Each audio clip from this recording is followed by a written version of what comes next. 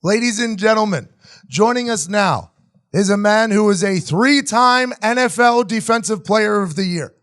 That's nothing to sneeze at. That's nothing to sneeze at all.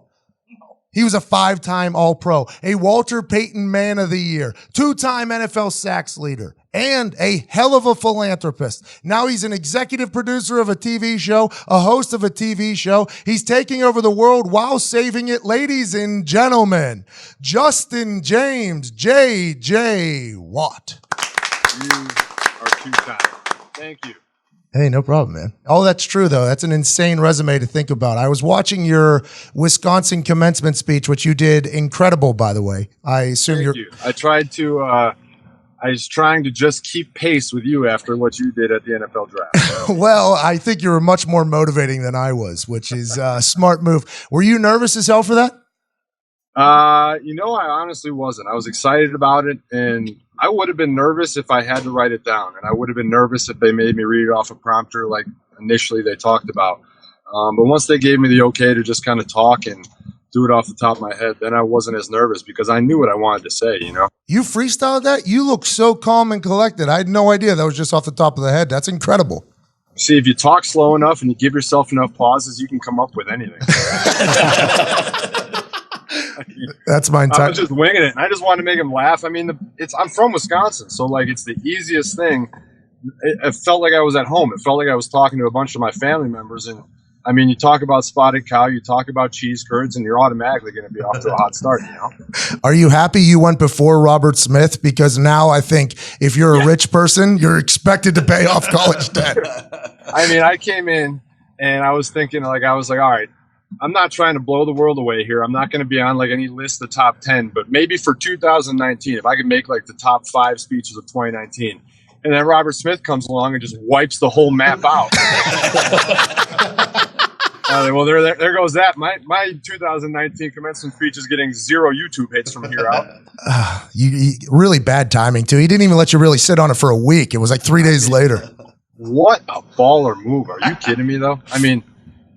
Can you imagine just being able to know that you're going to step up there, whatever you're going to say before that, you could literally say nothing important for 10 minutes, and then I'm going to pay for student loans. I mean, it's insane.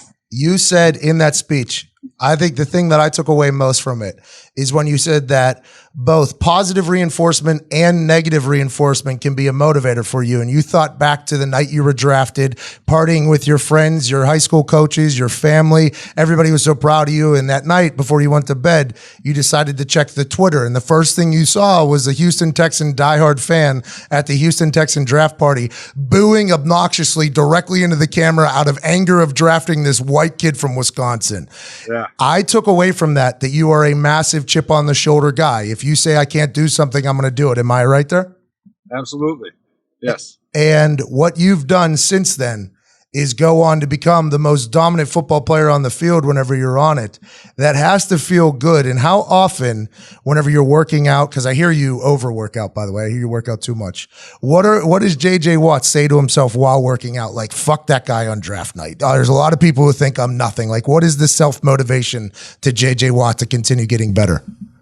Yeah, I think there's a lot of that where you find it from different sources. So obviously immediately after that, I had that in my head. I wanted to prove those people wrong. I wanted to earn their respect. And then throughout your career, you find different things, whether it's somebody saying somebody else is better than you, or it's somebody has more sacks than you, or there's always something to chase. But I think that over my career, that's probably one of the biggest things that I've learned is that, I used to read Twitter all the time. I used to read all the stories. I used to read all the articles, and I let it mess with me early on because you get mad about it. I'm getting mad about somebody at ESPN who writes an article and says that I'm number 2 instead of number 1, or I'm getting mad because this person didn't vote for me for Defensive Player of the Year. And I'm finally I learned, I realized, why do I care?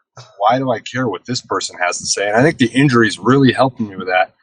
Because when I was injured for 2 years in a row, you realize how quickly people forget about you. So why am I putting so much stock into what these people say when 5 years after my career, they're not going to care about me? So I learned to put my stock into my family, my friends, and my teammates. And really, that was the most important thing to me now. That's incredible to think of. That moment of freedom that you let yourself had to be an impressive one. You're reading all these things from people that don't matter, saying things about you. And then that moment of just being like, fuck them. That had to be that had to be an incredibly freeing feeling. It was huge. I mean, it was because I remember early in my injuries, after my first injury where I'm out for the season, you get people saying he's done. He's never going to come back. He's never going to play again. Even if he does, he's not going to be the same. And that helped. It drove me down. And I was like, Jesus, can I? And one of the biggest things that helped me was my girlfriend. I mean, she literally helped build my confidence back up, saying, screw all them. Don't listen to them. Just go day by day. And so when I'd have a tough day and a down day, before I had somebody around every day to help pick me up, it was just me, my thoughts, and then social media.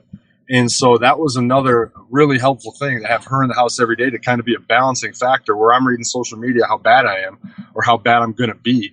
And then she's just like, no, you're not. You're going to be good. And I was like, oh, all right, maybe I will be.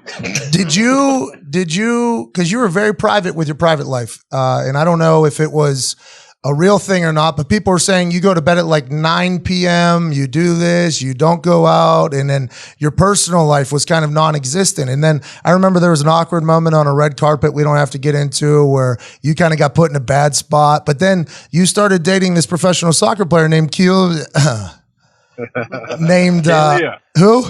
Kaylia. And it seems as if it's almost like you found a missing piece, the way you act on social media. This is just me from an outsider standpoint. It seems like you found like a real yin to your yang, and it seems like it's a really beautiful operation right now.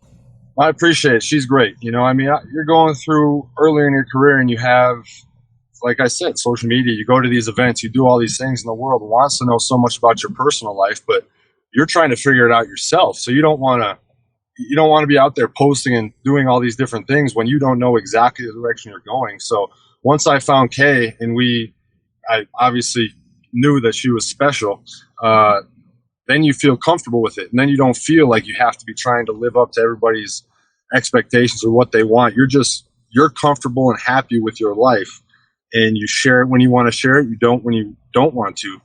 And I mean, that's the biggest thing. When I come home at the end of the day, if I can make her happy and she makes me happy, I mean, who cares what the world thinks, I respect that so much. And if you make your dog's tail wag, I mean, that's all we're really looking to do.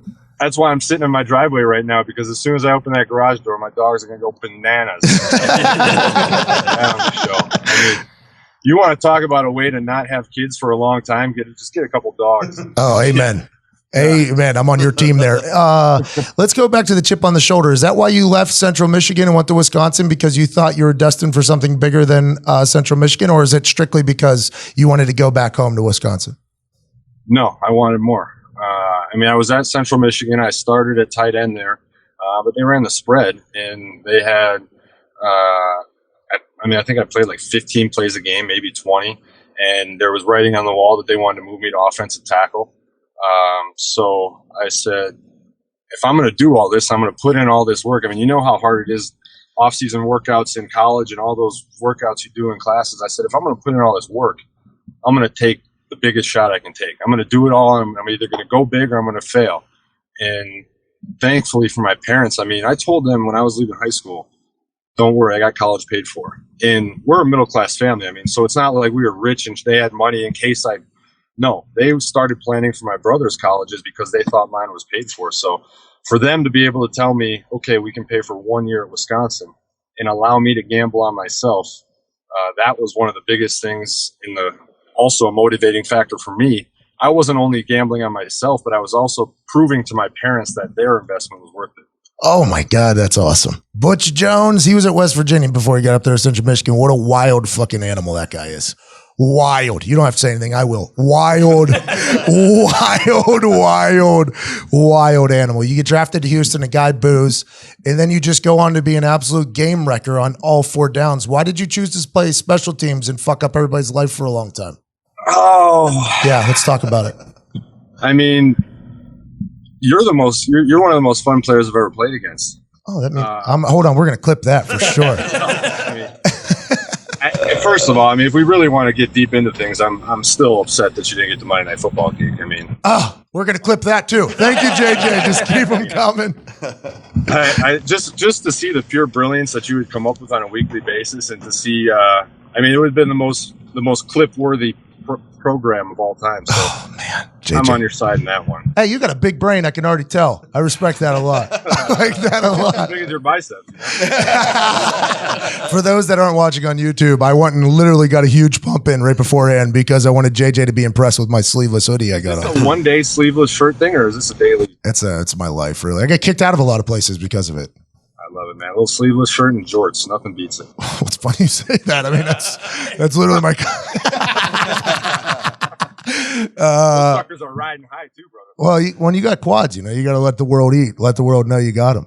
How often do you punt now? Sorry, I just turned the interview on you. How often do you still punt? No, I'm punting I'm leaving the options on the table. When I didn't get that Monday Night Football gig, wasn't certain if I was going to get a big enough media job to keep going because I need a big goal, right? So I need hey, I got this big thing happening. Now, granted, these podcasts massive. We run a business. Our business is good, but I need something large, like in the background that at night when I lay down, okay, I also got to do this. I got to focus on this. And when I didn't get the Monday Night Football gig, I was like, there's a lot of money being tossed around to people that kick balls, and there's a lot of shitty ball kickers out there right now. So I went out on a high school field a few times. I'm still kicking once a week, twice a week. I feel good. Good, man. That's awesome. That's one thing I've learned is that you look at investment opportunities, you look at business opportunities, you look at movies, TV, everything. We make a lot of money to chase a ball around. It's pretty damn cool. Yeah, it's really, you're FaceTiming us from your house right now. There is a Area 51 gate right behind your fucking. There is. But speaking of a lot of money, whenever the city of Houston needed somebody to really step up big time, you did that. And I was just reading through some stats that you tweeted out. After the hurricane, after the flood and everything that happened to Houston, it was terrible. It was it was an emergency down there. JJ Watt, as you heard, started a GoFundMe basically that took off. $41.6 million was the final total. He's currently, since then, it's been 1 year basically, 600 homes have either been rebuilt or are being rebuilding right now. 420 childcare centers in the city of Houston, 16,000 children being served, 26 million meals have been served, and 6,500 mental and physical health exams have happened just because of a GoFundMe that this meathead from Wisconsin started and saved a city. Did you feel as if, hey, I don't really know, nobody knows how to act in that situation, but I assume you just said, let's just take one small step here, raise what we can raise, I'll donate $1 million, I'll match, and then once it gets going, is there a moment where you're like, oh shit, we really have a real cool opportunity here? Yeah. So, obviously the initial goal was 200 grand, and I knew what I was going to do with that. I was like, all right, I'm going to buy food. I'm going to buy water. I'm going to buy toilet paper, diapers. I'm going to buy the stuff that people need, and I'm going to go distribute it in communities. And then, as you saw, it literally took on a life of its own. The very first night that it happened, it started to get up to 500 grand. The website kept crashing. We literally had a private detective get the phone number of the creator of youcaring.com, called him at his home house, and had to get him out of his bed. And he went and figured out how to get the website back up and running. And then it was insane. This guy literally had no clue what was going on because good morning. Yeah, and then it just, hey guy, we're raising a couple million here, and we need you to pop out of bed and figure it out. And then it just blew up, and obviously celebrities and people from all over the country and all over the world. And then you have to figure out the logistics of, okay, we're accepting donations from all 50 states and different countries. Now my 501c3 has to file paperwork to allow for that. And just the logistics of it all was insane. And oh, by the way, it's also the end of training camp, and we have to figure it out because the season starts in 10 days. So, it was insane. I have an unbelievable group of people who helped me out, and a ton of great organizations who we've distributed the money to and have helped us. So I've had a ton of great people help me out, and I never, ever want to take credit for it as a one-man operation because it was so many great people. The city of Houston, whenever we would play down there, your picture was on every other page of the program. Your picture was up on the Jumbotron. They played that Turn Down for What thing, and the entire place went nut for you. You literally, from that guy booing to a couple years of dominance later, became the face of Houston, basically. And then whenever you did all that, are you going to get into politics? Are you going to be the fucking governor of Texas, or are you going to run for president one day? What are we going to do? I gotta get some more sacks first. I gotta to play.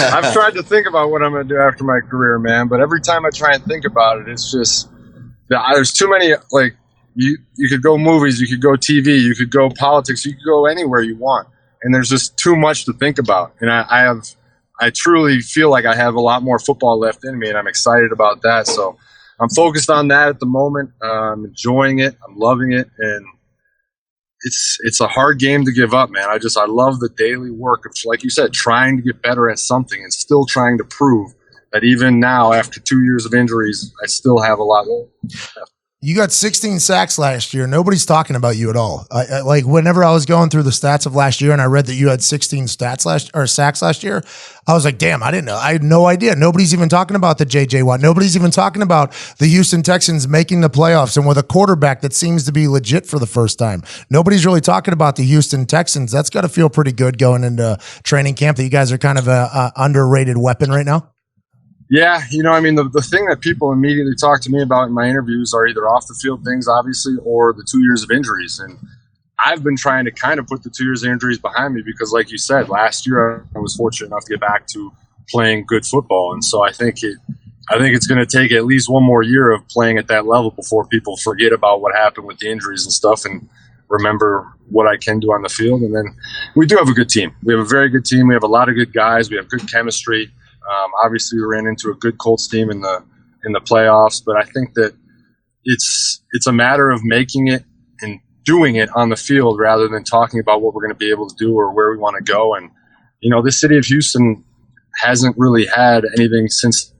When I first got here, we won our first playoff game ever. We went to the playoffs for the first time ever, and we won our first playoff game. So we're trying to take that next step and be able to do big things. And it's just, you can't do it by talking. You have to work and do it. I say all the time that my favorite place to play was down there in Houston at the whatever you guys call it now, stadium. It was that place. Yeah, you dribbled an onside kick 10 yards and recovered it yourself. Hey, pretty awesome, huh? When you watch it, it was pretty cool. God, nothing pissed me off more than that. I'm just sitting there on the bench. I'm like, all right, we got a kickoff coming here. I got plenty of time. Just sipping Gatorade, watching the big screen. And not even really paying that much attention. And then all of a sudden, I'm like, well, what the hell was that? And then fucking number one, just walking out of the pile with the ball. Hey, man, they showed the replay in there, I hope you saw it. And you're like, yeah, you know what? I don't think I've ever seen that in an NFL game. I don't think that's a pretty crazy thing. I was so mad because I was like, there's no way we actually just allowed that to happen. And I was like, we had to have a guy in the middle, right? Did he at least knock somebody over to get the ball? And I'm looking, I'm like, no, we didn't. Just waltzed out there. It wasn't even like you were running that hard. I know. Waltzed out there and just grabbed the ball. Oh, well, yeah. And then it was a wild game. I don't know if that was the loudest I've ever heard our stadium, that game. It was awesome. It was piercing. It was like actually piercing. And anytime I get asked like your favorite place to play, I did get to play at Seattle, but everybody's like your favorite place to play.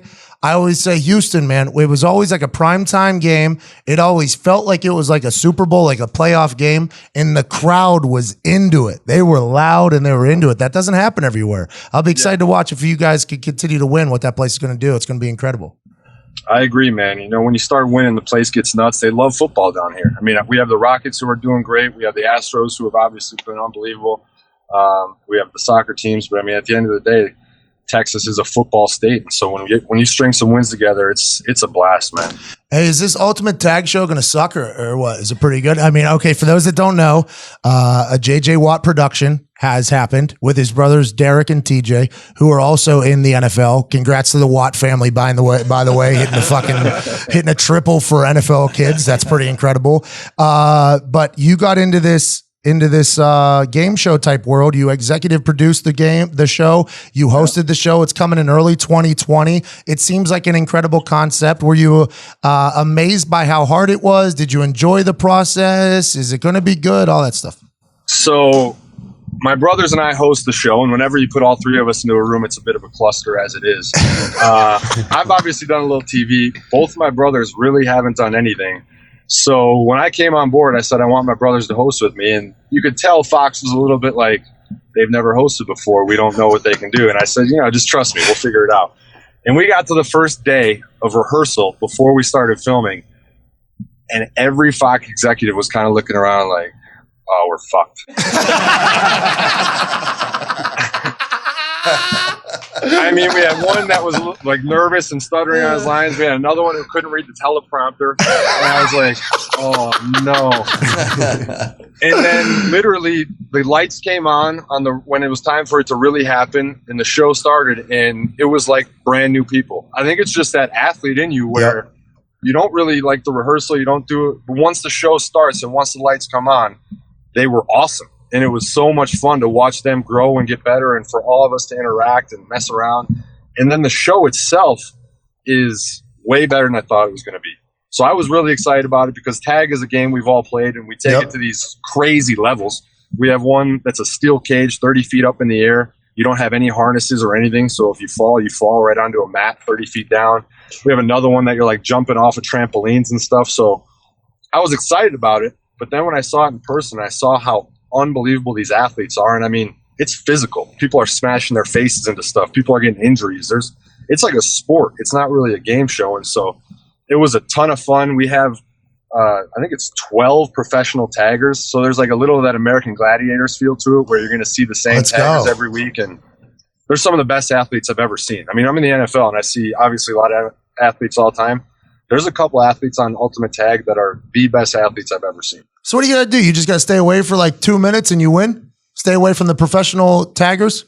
So there are 4 different rounds. And so it starts out with 3 men and 3 women, obviously different categories. And then after 2 games, there are an elimination. So then there's 2 left. And so basically each game is different. So the first game is literally just stay alive as long as you can. If you stay alive longer than the other people, you get extra points. And then the second game is kind of like a capture the flag, where the more flags you capture, the more points you get. And then you get eliminated if you didn't have the most points. And then you go to the next one, and it could be the dome way up high, or it could be this one down on the ground. And then you get to the finale, and however many points you had, you get a head start on your competitor. And it's cool, man. We wanted to try it, and then we saw it, and we were like, there's no way. How competitive we are. It's way too dangerous, and we would get caught so easily. I hope it does incredible. And I feel like with everything else that you do, I don't know your brothers as well, but with everything else that you do, you seem to literally hit home runs. And it's you're an incredible specimen, brother. You're like a superhero of a human. It's a really impressive thing and a cool thing to think about, you just being this working class guy from Wisconsin out there changing the world and helping the world out along the way. It's cool shit. Thank you, man. I appreciate it. I have to say one thing for you. Yeah. Obviously, all the incredible things that you've done. When I got a text message yesterday from a buddy of mine who lives in Ireland. He lives in Dublin, and he texted me and he said, "Hey, I heard you're going to be on the Pat McAfee Show this week." And I said, "Yeah, how'd you know?" He goes, "Dude, I listen to it all the time. Be sure to tell him he's got a massive following in Ireland." So, Sláinte, boys. Sláinte. Doing an on-site over in Dublin Temple Bar, you know? Hey, not a bad idea. I think we should definitely do that. Maybe you get into the agent game too. Start booking me places. That'd be fantastic. We'll get you on Ultimate Tag next week. Be our announcers. Monday Night Football. You come over, you be our announcer. I'm not athletic enough, but I'd love to. All right, JJ. I just want to say thank you so much for doing this, man. You're a massive star. So you coming on this little podcast, I really appreciate. Hey, I appreciate it. You make people laugh. People love watching you. You have a lot of positivity. I love all the social media and everything that you do, man. You've been a fun competitor for me to go against over the years, and you've been a fun follower for me on social media and all the work that you do. So keep spreading laughs, keep spreading cheer, and we need more of that in the world, brother. Hey. Yes. That made me feel good. That made me feel really good. You don't need me to make you feel good when you got biceps like that. Yay. I was looking at your Instagram. You got quads on your arms, bro. I saw you flexing. Leckler coming on soon? Yeah, I think I'm going to have him. So there's like a point in time. We're going to have GOAT Week where I'm going to have Leckler, Vinatieri. I think I'm going to try to get Janikowski. It's going to be called GOAT Week, and I'm excited for it. Leckler, I think, is coming to Indy for it. I think I got him to talk him into it when he was on some beer.